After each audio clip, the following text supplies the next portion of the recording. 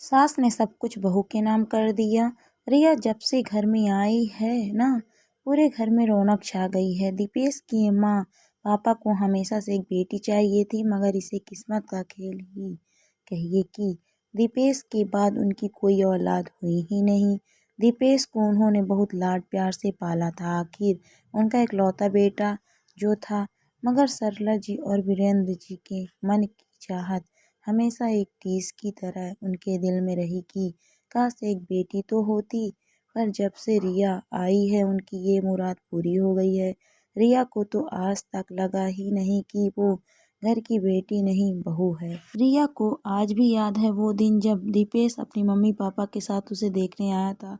तब सरला जी ने जिस तरह भारी नज़रों से उसे गले लगाया, वो समझ गई कि वो एक घर छोड़कर दूसरे घर ही जा रही है। दीपेश जाना क्यों नहीं जा रहा है तू? आज तो संडे है और तू लैपटॉप पर लगा है। देख मैंने टिकट भी बुक कर दी है। सरला जी दीपेश से बोली, पर माँ मेरी कल बहुत इम्पोर्टेंट मीटिंग है। देखो माँ, टाइम नहीं मेरे पास, मैं अगले हफ्ते ले आऊँगा ना, दीपेश ने लैपटॉप में नज़र गड़ाए हुए कहा। सरला जी ने रिया के चेहरे पर आई मायूसी को भांप लिया। ठीक है तो एक काम कर, तू अपना और पापा का खाना बाहर से ऑर्डर कर दे। मैं और रिया जा रहे हैं फिल्म देखने, सरला जी ने उठते हुए कहा। मगर माँ, आप तो कभी पिक्चर जाती नहीं, दीपेश ने हैरानी से पूछा। अब आऊँगी अपनी बेटी के साथ, तू लैपटॉप पर काम कर, सरला जी मुस्कुराते हुए बोली। अरे मैंने क्या बिगाड़ा है तुम्हारा, मैं भी चलूँगा। वीरेंद्र जी भी उठ खड़े हुए। बेटा तुम बैठो, और वो क्या कहते हैं उसको, हाँ पिज्ज़ा, पिज्ज़ा ऑर्डर कर लेना अपने लिए। वीरेंद्र जी मुस्कुराते हुए उनके साथ चले गए और बेचारा दीपेश उनको जाते हुए देखता रहा। सरला जी के तो पैरों को पंख लग गए थे। रिया के रूप में उन्हें एक नई सहेली जो मिल गई थी, वहीं वीरेंद्र जी को बेटी मिल गई। दीपेश का तो काम ही ऐसा था कि उसे अपने मम्मी पापा के साथ ज़्यादा समय बिताने को नहीं मिलता। उसका एक ही सपना था, ग्रीन कार्ड पाना। वो विदेश में बसने के सपने देखता था, इसीलिए दिन रात काम में डूबा रहता था। जब से रिया आई है, सरला जी और वीरेंद्र जी की ज़िंदगी में चहल पहल हो गई।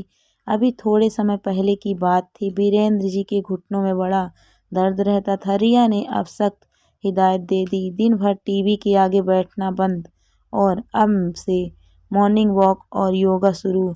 शुरुआत में तो उन्होंने थोड़ी आनाकानी की, पर अब रिया कहाँ आसानी से पीछा छोड़ने वाली थी। आखिर दोनों को ही उसकी बात माननी ही थी। वहीं दीपेश बहुत खुश था कि चलो मम्मी पापा का दिल लगा रहता है, अब वो बेफिक्र हो अपने सपने को पूरा कर सकता है। माँ, रिया, पापा, दीपेश लगभग चिल्लाते हुए आया। क्या हुआ? माँ ने पूछा। माँ, मेरा यूएस का वीज़ा लग गया है, अब मैं अगले हफ्ते ही अमेरिका जा रहा हूँ। कंपनी मुझे 2 साल के लिए अमेरिका भेज रही है। दीपेश की खुशी की कोई सीमा ही नहीं थी। देखना माँ, मैं जल्द ही वहाँ आप तीनों को बुला लूँगा, हम तीनों वहाँ साथ ही रहेंगे, दीपेश माँ को गोल गोल घुमाते हुए कहा। बेटा तू रिया को ले जा, हम बाद में आते रहेंगे, पापा ने कहा। नहीं पापा, अभी पॉसिबल नहीं, पर मैं जल्द ही आप लोगों का वीज़ा लगवाने की कोशिश करता हूँ। जल्द ही हम सब अमेरिका में होंगे, दीपेश ने चहकते हुए कहा। दीपेश की तैयारियां शुरू हो गई। रिया का मन उदास था, मगर वो ये सोचकर खुश थी कि आखिर दीपेश का सपना सच होने जा रहा है। रिया, मैं बहुत खुशकिस्मत हूँ कि तुम मेरी ज़िंदगी में हो। मैं जल्द ही तुम्हें अपने पास बुला लूँगा, अपना ख्याल रखना, दीपेश रिया को गले लगाते हुए कहा। सब एयरपोर्ट पर उसे छोड़ने गए। रिया भीगी आंखों के साथ उसे विदा कर आई। रिया के प्रति सरला जी, वीरेंद्र जी का प्यार और बढ़ गया। कब वो उनकी बहू से बेटी और ना जाने कब वो बेटा बन गई, पता ही नहीं चला। दीपेश को अमेरिका गए 9 महीने से ज़्यादा हो गए। वो कोई ना कोई बहाना बनाकर वीज़ा टालता रहा। माँ, मुझे समय दो, यहाँ आप सब कैसे रहेंगे? मैं जल्द ही कुछ इंतज़ाम करता हूँ। माँ, रिया भी आपके साथ ही आ जाएगी, मैं फ़ोन रखता हूँ, मुझे काम है, दीपेश ने कहा। धीरे धीरे सबके मन में एक फांस घिरने लगी, मगर तीनों एक दूसरे के सामने चट्टान बने रहते। दीपेश का फ़ोन भी आजकल कम हो गया। 1.5 साल बीत रहा था। इसी दौरान रिया का मुंह बोला, भाई अमेरिका गया। रिया दी, मुझे आपसे कुछ बहुत ज़रूरी बात करनी है, विवेक ने कहा। हाँ बोलो विवेक, रिया ने कहा। दी प्लीज़ आप खुद को संभालिएगा, जो मैं बता रहा हूँ, विवेक ने जब कहा तो रिया का दिल धक से रह गया। दी, जीजू ने यहाँ किसी अमेरिकन लड़की से शादी कर ली है और वो उसी के साथ रह रहे हैं। विवेक ने जैसे ही कहा, रिया को लगा दुनिया गोल गोल घूम रही है। वो चक्कर खाकर गिर गई। सरला जी और वीरेंद्र जी दौड़कर आए। बहू की हालत देख वो लोग बहुत परेशान हो गए। दीपेश, जो मैंने सुना सब सच है क्या? तुझे शर्म नहीं आई रिया को हम सबको इतना बड़ा धोखा देते हुए? क्या इस दिन के लिए हमने तुझे पाला पोसा, पढ़ाया बड़ा किया? वीरेंद्र जी गुस्से में बोले जा रहे थे। पापा, आपने कुछ अलग तो नहीं किया। जानवर भी बच्चे पैदा करते हैं, बड़ा करते हैं, लेकिन जब उनको उनकी मंजिल मिल जाती है वो अपनी राह चले जाते हैं। पापा, मेरे सपने बहुत बड़े हैं। आप, माँ और रिया कभी भी उनको समझ नहीं पाओगे। मैं जल्द ही डिवोर्स पेपर भेज दूंगा, दीपेश ने कहा। वीरेंद्र जी को लगा सब कुछ शून्य हो गया। घर में एक मातम सा छा गया। कुछ दिनों बाद जब रिया के पिताजी रिया को लेने आए तो उसने उनके साथ जाने से मना कर दिया। पापा, मैंने कभी ये महसूस नहीं किया कि मैं कभी अपने घर से दूर आई हूँ। ये मेरा घर है, ये मेरे मम्मी पापा हैं, मैं कैसे इन्हें छोड़ कर जा सकती हूँ? दीपेश ने जो किया बहुत गलत किया, मगर आज मैं इन्हें छोड़ कर जाती हूँ तो ज़िंदगी भर मैं खुद को माफ़ नहीं कर पाऊंगी, रिया ने दृढ़ता से कहा।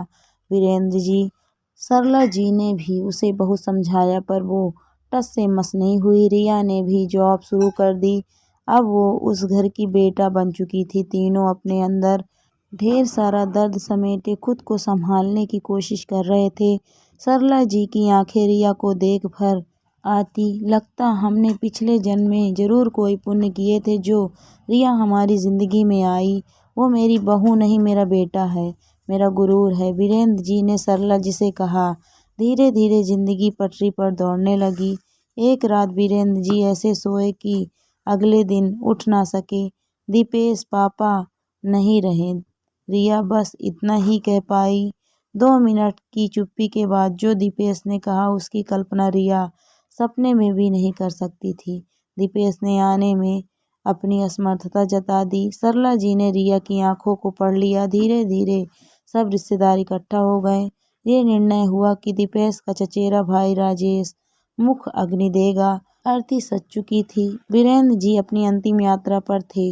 मुख अग्नि का समय आया। जैसे ही राजेश आगे आया, सरला जी ने उसका हाथ पकड़ लिया। ये अंतिम अधिकार तो सिर्फ एक बेटा ही निभा सकता है, और जब मेरा बेटा यहाँ है तो कोई और क्यों ये करेगा? सरला जी ने कहा। रिया, अपने बाबूजी को मुख अग्नि तुम ही दोगी, सरला जी ने कहा। दूर कहीं आसमान में वीरेंद्र जी एक मुस्कुराहट के साथ अपने बेटे को अपना आखिरी कर्तव्य निभाते देख रहे थे, और सरला जी ने अपना सब कुछ रिया के नाम कर दिया। अब उनका दीपेश से कोई वास्ता नहीं था। अब जो कुछ भी थी उनके लिए रिया ही थी।